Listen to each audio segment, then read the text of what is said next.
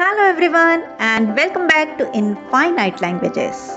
Today we are learning the raro and the final three hiragana sounds wa, o and They are simple, rhythmic and very important for everyday Japanese.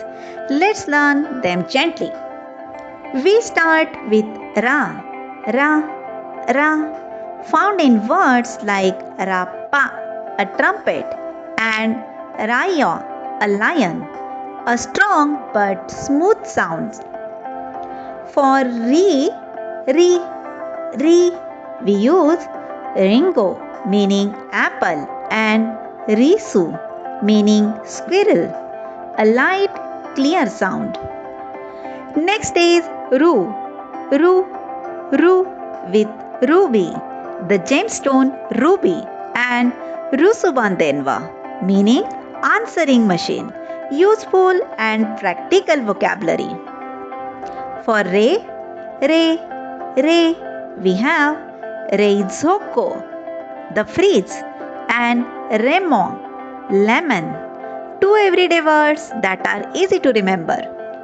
Finally, ro, with rōsoku, meaning candle, and roba, meaning donkey. Simple and clear pronunciation. Now that we have completed the raro, let's look at the last three hiragana sounds wa, o and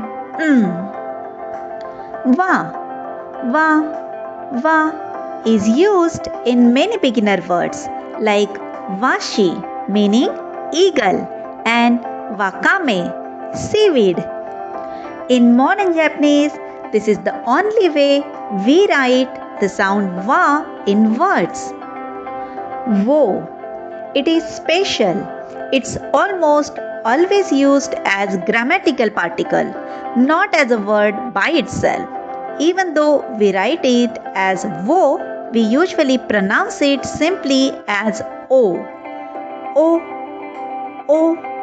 Examples are misu onomu, drink water, and te o arau, wash hands. And finally, the sound na, the only standalone consonant sound in hiragana.